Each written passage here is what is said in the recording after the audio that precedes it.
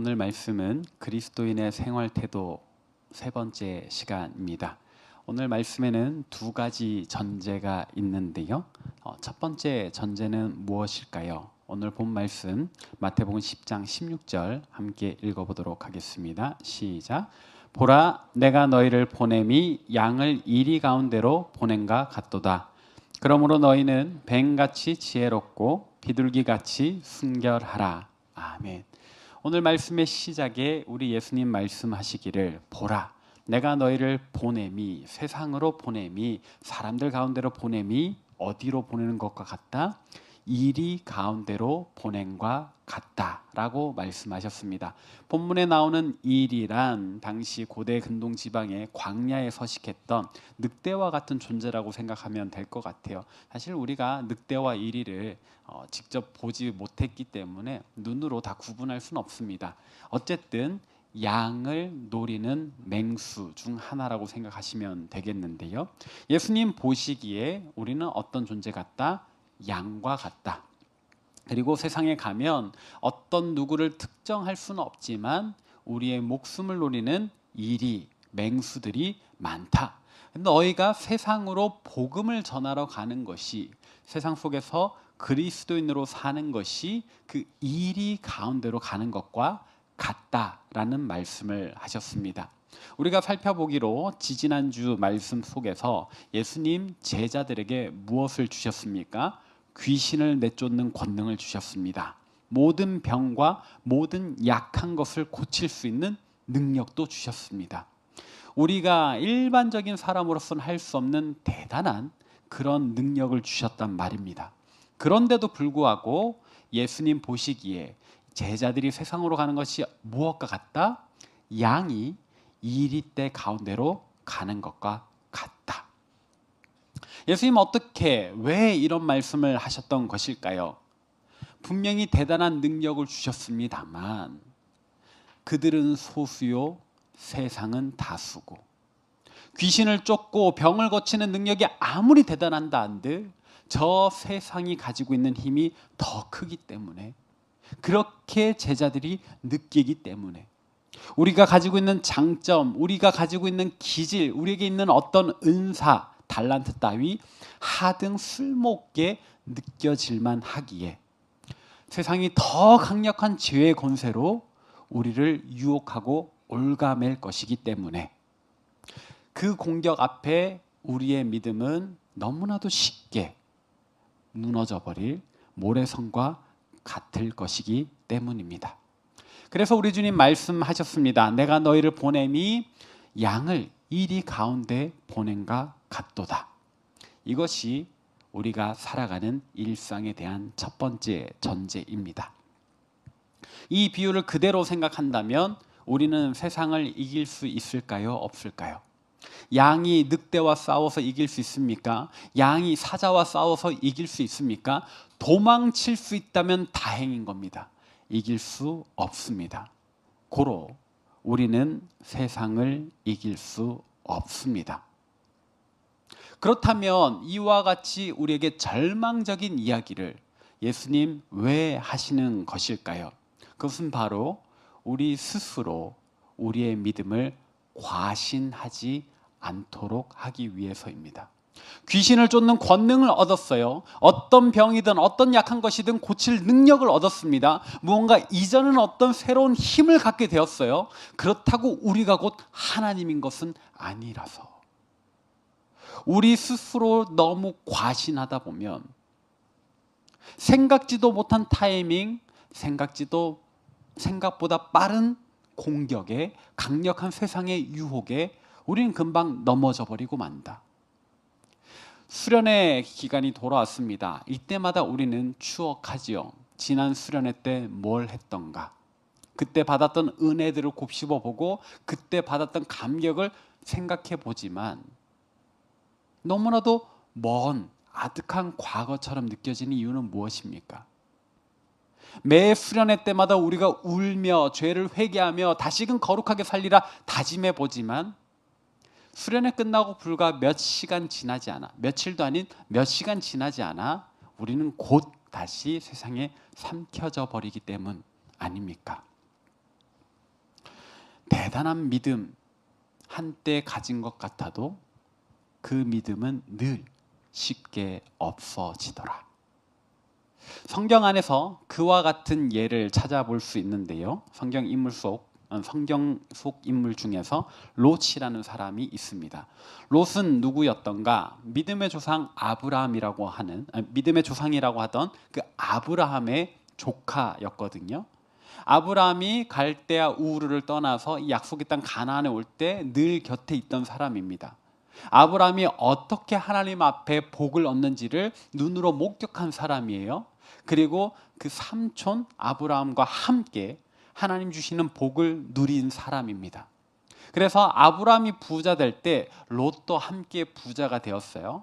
근데 성경 속 이 구약 시대의 부자라는 개념은 오늘처럼 그냥 돈을 쌓아놓는 개념이 아니라서 먹고 자고 마시고 똥을 싸는 가축이 많아지는 개념이라서 그 인근의 지역 면적의 한계를 늘 마주하는 겁니다.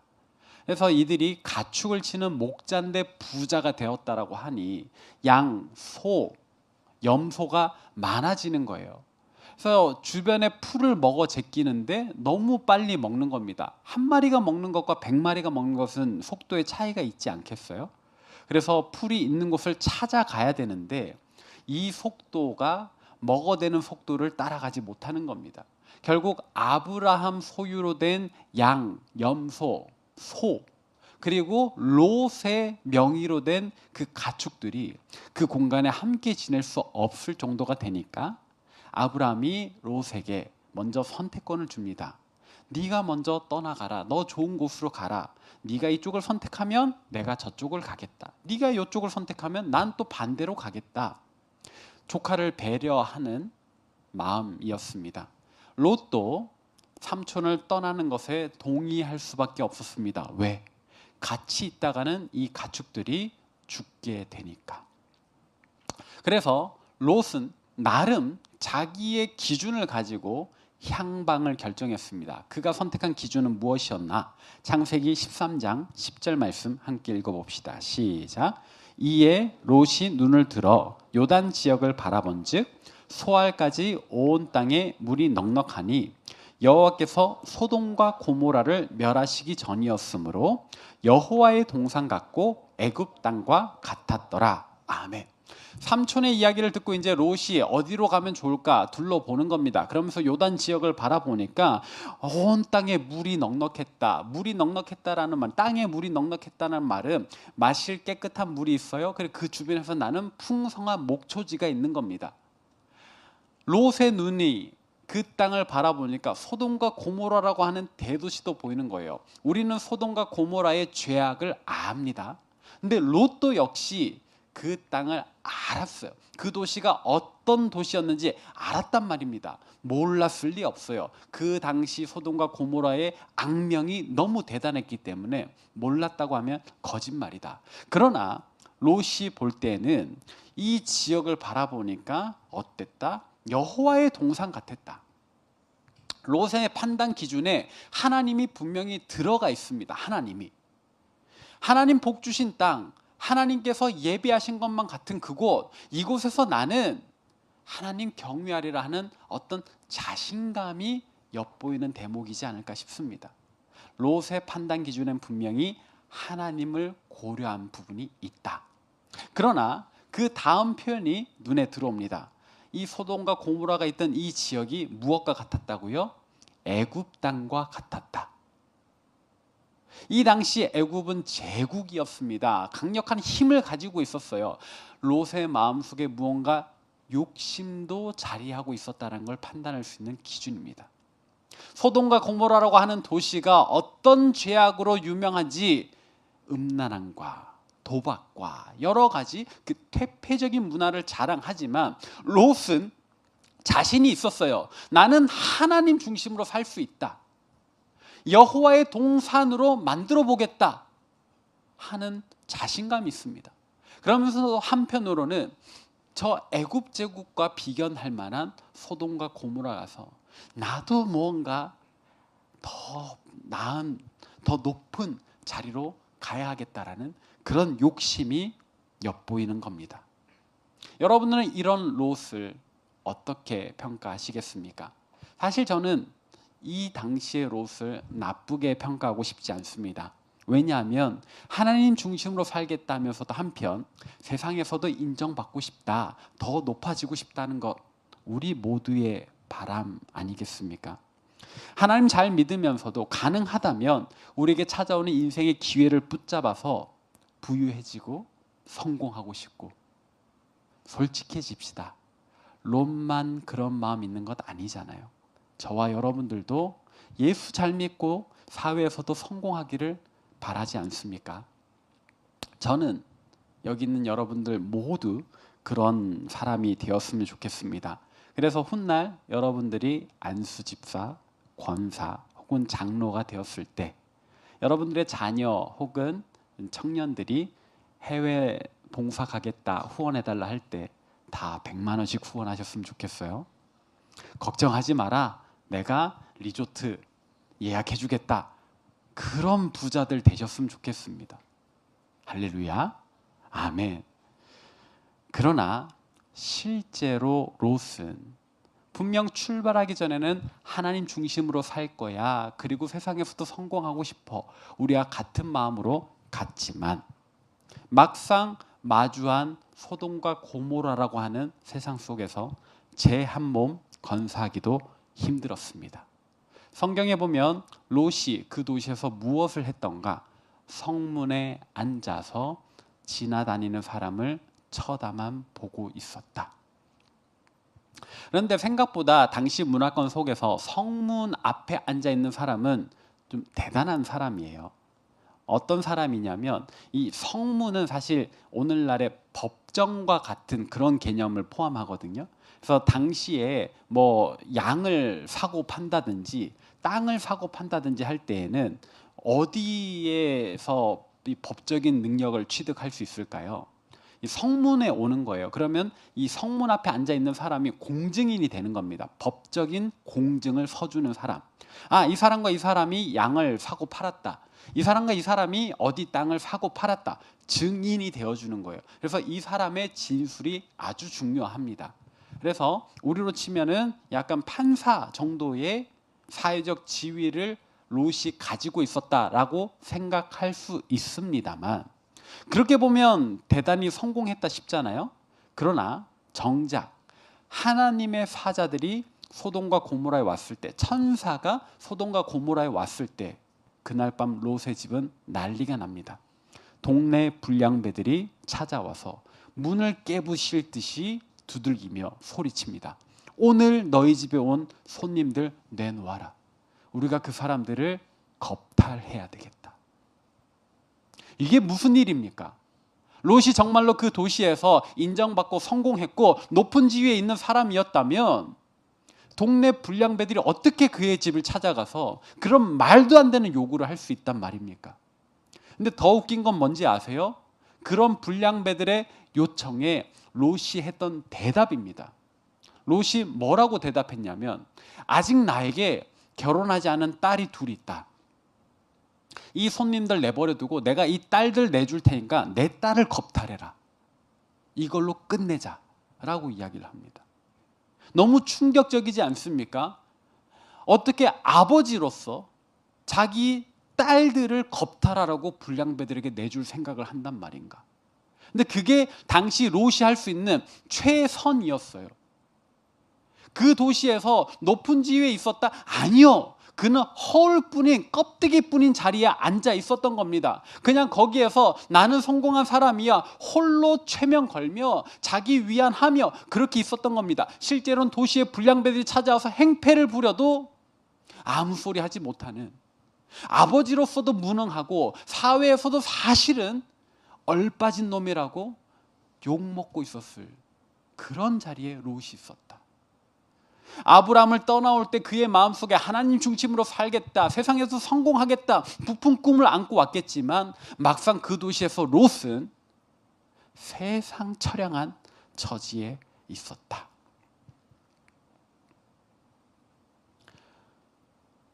어쩌면 우리의 미래도 그럴 수 있지 않을까 생각해 봅니다. 하나님을 믿는다지만 우리의 믿음은 얼마나 볼품없는지, 여러분들 다니는 직장에서, 여러분 다니는 학교에서, 여러분들이 살아가는 그 모든 자리에서 사실 아무 영향력 없는, 선한 영향력을 미치기보다는 그저 침몰하고 가라앉는 그런 믿음 아닐까. 예수님 그래서 우리에게 내가 너희를 보냄이 양을 이리 가운데 보낸 것 같다. 너희는 곧 잡아먹힐 거다. 그렇게 말씀하셨던 것일까?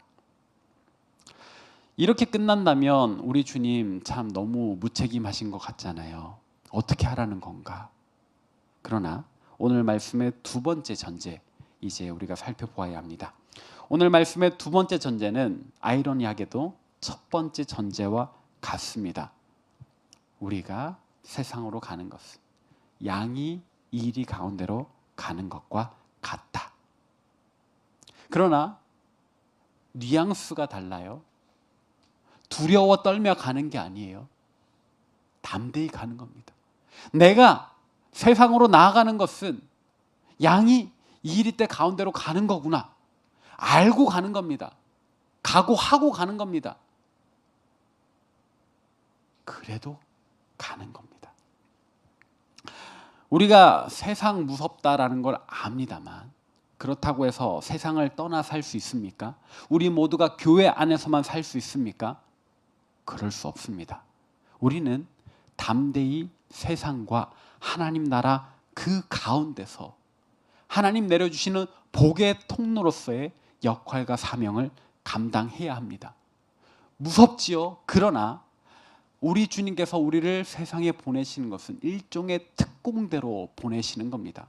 하나님 주신 권능을 가지고 우리 안에 우리를 창조하실 때부터 심어주신 그 장기와 달란트들을 가지고 하나님 나라 가까이 왔다라는 그 사명을 선포하며, 그 메시지를 선포하며 세상 침투하는 특공대 같다라는 겁니다. 여러분, 특공대가 전쟁 동안에 무섭다고 목숨을 잃을까 봐 작전을 수행하지 않겠다면 어떻게 세상을 이길 수 있겠습니까? 우리도 무서워할 것이 아니에요. 지금까지 훈련받고 있지 않습니까? 매 주일마다 삶 속에서 승리할 수 있는 훈련을 받고 있다. 여러분들 오늘 이렇게 말씀으로 훈련받고 찬양으로 단련되어서 기도로 무장해서 일주일 동안에 세상에서 승리해야 합니다. 우리는 그런 특공대다. 양이긴 하지만 근육질 양, 이길 준비가 된 양입니다.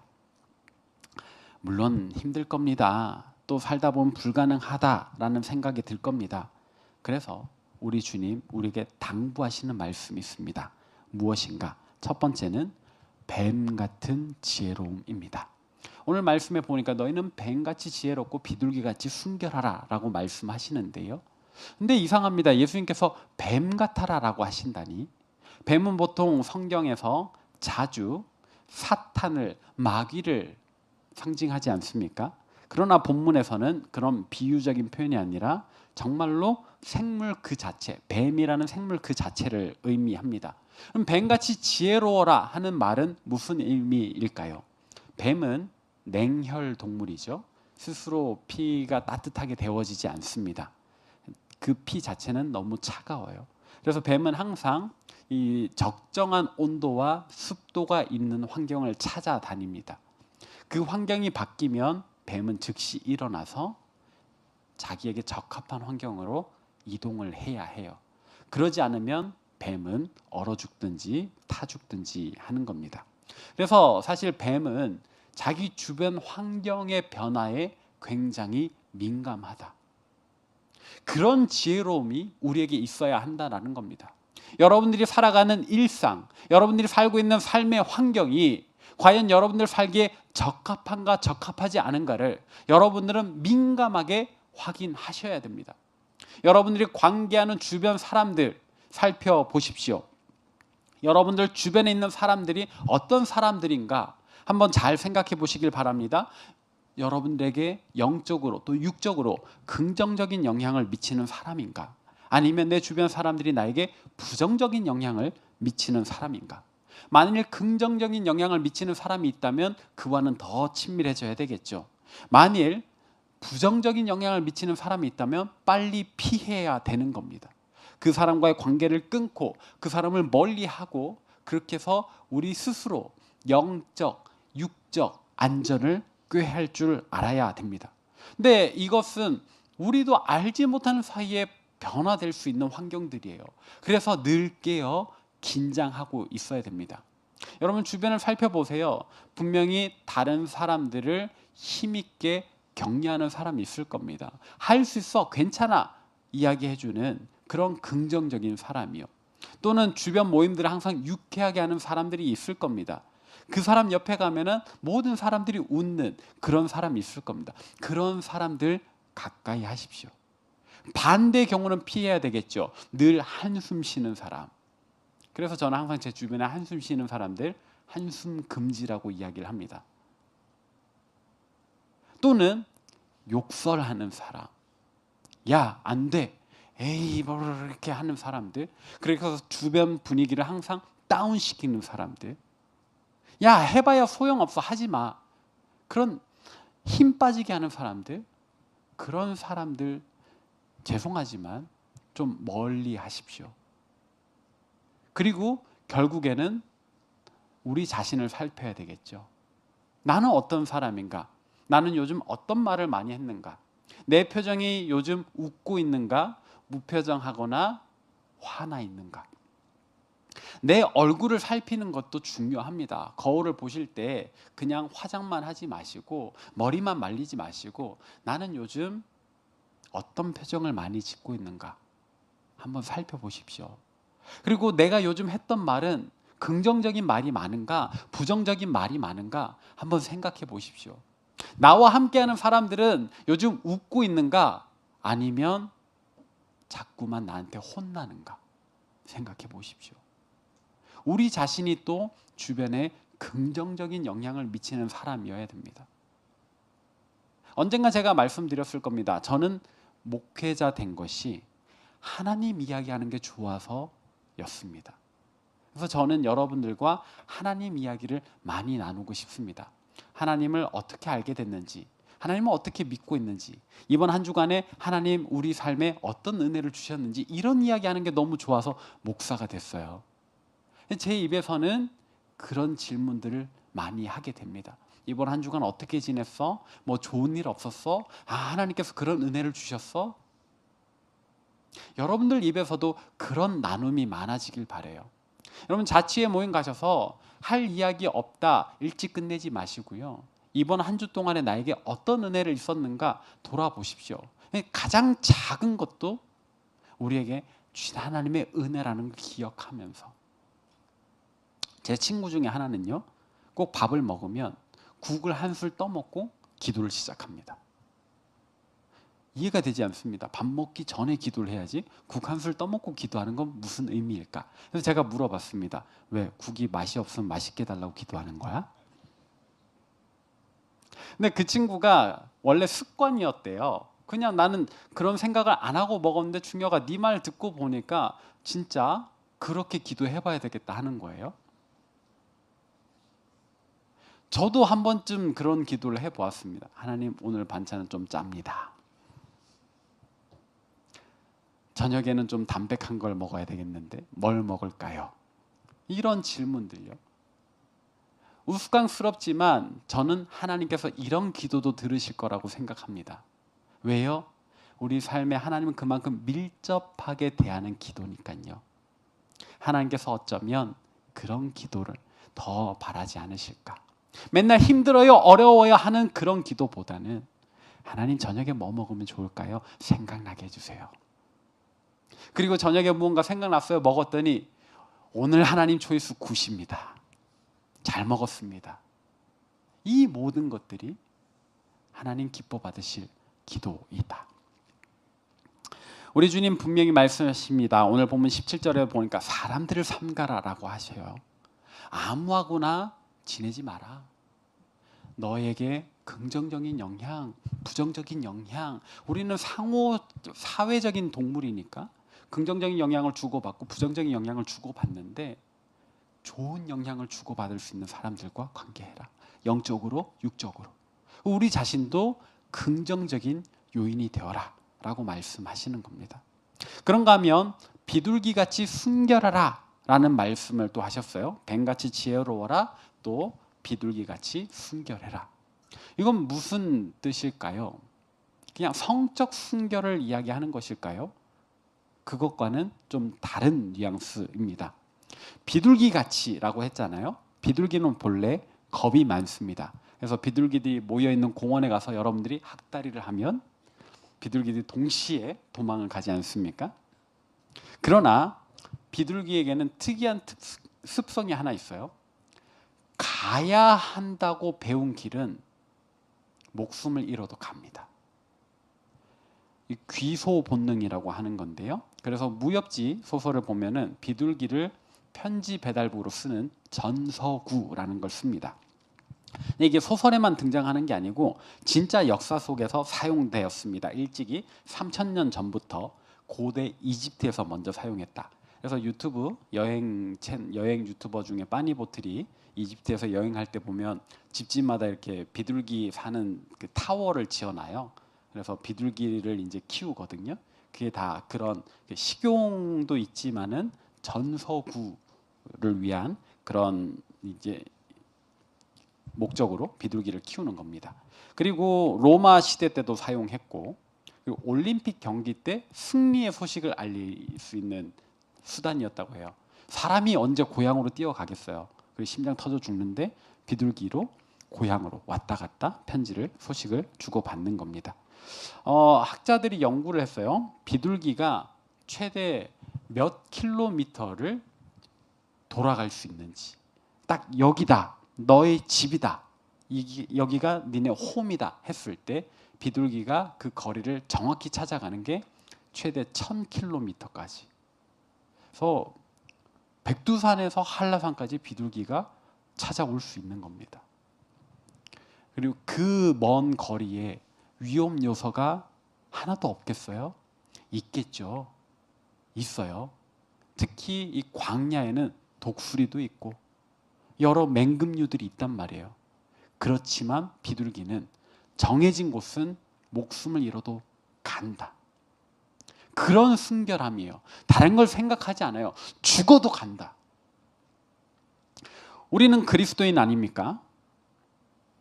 하나님으로부터 와서 하나님께로 돌아가기를 꿈꾸는 자들 아닙니까? 이 세상은요, 잠깐 머물렀다 가는 소풍과 같은 삶인데 여기 좋다고 눌러 앉는다? 비둘기같이 순결하지 않은 겁니다. 여기가 아무리 좋아도 나의 고향은 하늘 아버지 계신 저 천국이라는 사실을 기억하고 우리의 집인 천국을 향해서 순례 여정을 계속해 나가야 되는 겁니다. 그것이 우리 그리스도인들이 추구해야 할 비둘기 같은 순결함입니다. 이런 믿음 가지고 살 때 우리에게 어떤 일이 일어날까요? 오늘 본문 마태복음 10장 18절부터 20절 함께 읽어봅시다. 시작. 또 너희가 나로 말미암아 총독들과 임금들 앞에 끌려가리니 이는 그들과 이방인들에게 증거가 되게 하려 하심이라. 너희를 넘겨줄 때에 어떻게 또는 무엇을 말할까 염려하지 말라. 그때 너희에게 할 말을 주시리니 말하는 이는 너희가 아니라 너희 속에서 말씀하시는 이 곧 너희 아버지의 성령이시니라. 아멘. 우리가 뱀같이 주변 환경의 변화를 민감하게 판단하고 또 비둘기같이 하늘 아버지를 향하여 곧게 나아가는 순결함이 있을 때 우리는 총독들에게 끌려간대요. 임금들 앞에 포박당한대요. 그렇게 박해를 당할 것이다. 사실 2000년대 현대를 사는 또 대한민국 종교의 자유가 있는 대한민국을 사는 우리에게 이런 육체적인 박해는 거의 없습니다만 그러나 여전히 공산국가나 이슬람 국가에서는 예수 그리스도를 믿는 믿음 때문에 육체적 박해를 당하지요. 그런 것까지도 감수해야 되는 겁니다. 믿음을 가진다라고 하는 것은. 그런데 종교의 자유가 보장된 대한민국에서 그런 세상과의 다툼, 그 전쟁과 같은 믿음 생활에 대한 준비 없이 그냥 간다면 어떻게 할 수 있을까? 앞서 말씀드렸잖아요. 우리는 특공대다. 양과 같지만 근육질, 각종 무기로 무장된 특공대다. 일사각오란 말이 있습니다. 한 번 죽지 두 번 죽나 하는 각오로 달려가는 겁니다. 우리 주님 말씀하시기를 두려워하지 마라. 왜요? 성령이 우리 안에 함께 하시니까. 성령이 우리 안에 역사하시니까. 그 성령 의지에서 우리는 세상과 싸워 이기겠다 할 수 있어야 합니다. 제가 존경하는 한 장로님 이야기를 나누고 싶습니다. 예전에 사역했던 교회에 거기는 청년부였는데 청년부 위원장이셨어요.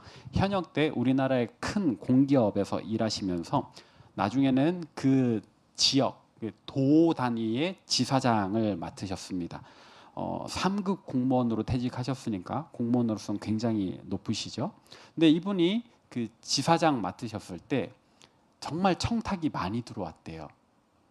근데 딱 처음 지사장 발표 나고 바로 다음 날 이분 취미가 독서인데 독서라는 걸 알고 어떤 기업의 사장이 이렇게 책을 한 권 선물해 드리고 싶다면서 왔답니다. 근데 책을 포장해서 왔는데 책 모양이 이상하더래요. 책이 중간이 불룩하더래요.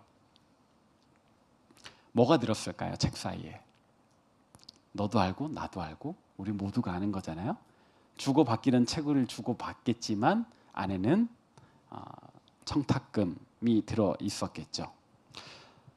사람이 이렇게 돈을 보면 마음이 욕심이 생길 수밖에 없잖아요. 견물생심이란 말이 괜히 생긴 게 아니잖아요.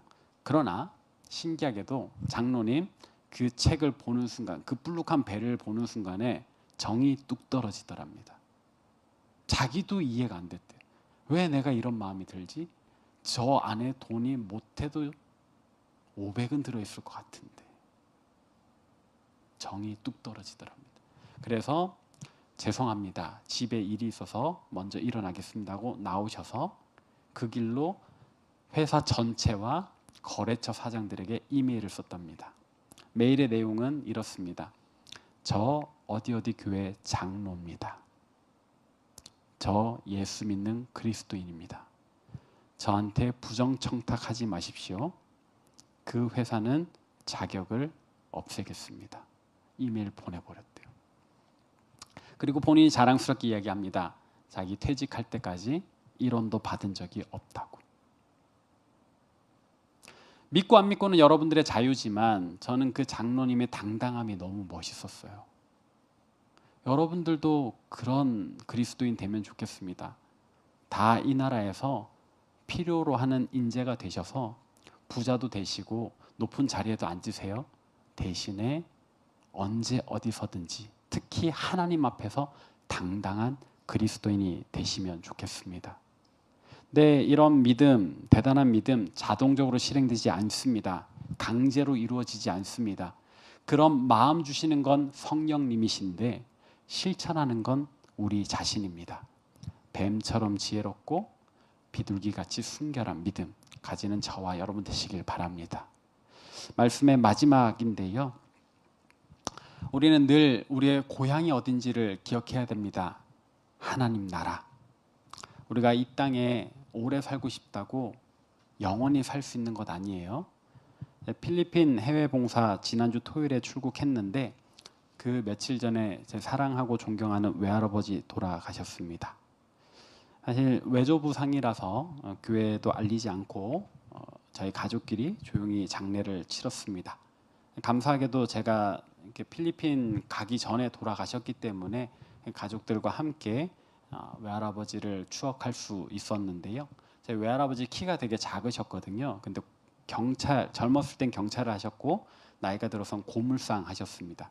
그래서 몸이 다부지셨어요. 어렸을 적 기억에는 외할아버지 알통에 매달려서 놀았던 기억이 있고 지금도 생각해 보면 할아버지 등이 거북이 등껍질 같이 딱딱했던 것 같습니다. 근데 우리 외할아버지 돌아가실 때 나이가 101세였거든요. 굉장히 장수하셨죠. 외할머니 30년 전에 돌아가셨습니다. 제가 초등학생 때 돌아가셨는데 행복한 30년 사셨어요. 외할아버지. 말년에는 딸들과 같이 사셨거든요. 그래서 외할아버지가 하시는 말씀이 너무 행복하다. 너희랑 이렇게 20년 더 살고 싶다 이러셨어요. 딸들의 의견은 묻지 않으시고 외할아버지 본인은 이렇게 너희랑 20, 30년 더 살았으면 좋겠다 하셨거든요. 그러나 더 살지 못하셨습니다. 그 말씀하시고 1년도 채 못 돼서 요 최근에 독감 유행할 때 이렇게 90세 넘어서 발견된 폐암과 그리고 최근에 유행했던 독감 때문에 결국 돌아가셨어요. 편찮으신 지 3일 만에 돌아가셨어요. 그래도 평안히 돌아가신 것 같습니다. 특히 우리 할아버지의 저희 부모님에게는 아버지니까 자식들 생각할 때 저희 할아버지는 정말 그리스도인답게 사셨던 것 같아요. 그래서 장례식장이 전혀 슬프지 않았습니다. 저희끼리 그냥 앉아서 이제 내일부터 설 연휴잖아요. 그냥 설 명절 2주 땡겨서 만난 것 같았어요. 그냥 어렸을 때 뭐 했고 대신에 주제가 좀 더 외할아버지와 관련된 저 어렸을 때 이야기도 많이 듣고 그렇게 가족들끼리 즐겁게 장례식장에서의 시간을 보냈습니다. 우리의 마지막이 그랬으면 좋겠습니다. 어차피 이 땅에서 20, 30년 더 살고 싶어도 하나님 부르시면 가야 돼요. 여기는 그냥 소풍 온 곳이고요. 갈 때 되면 우리의 진짜 집으로 가야 되거든요. 갈 준비를 해야 돼요. 할아버지와 함께 추억하면서 가족들과 함께 할아버지를 추억하면서 불렀던 찬송을 우리가 함께 부르면 좋겠습니다. 우리의 마음에 결단을 세우며 우리의 본향을 생각하며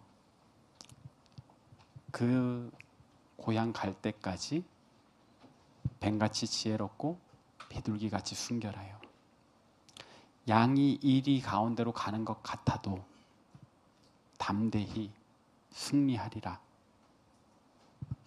순도 100%의 참 그리스도인으로 살리라. 다짐하고 결단하며 우리 함께 이 찬양 부르십시다.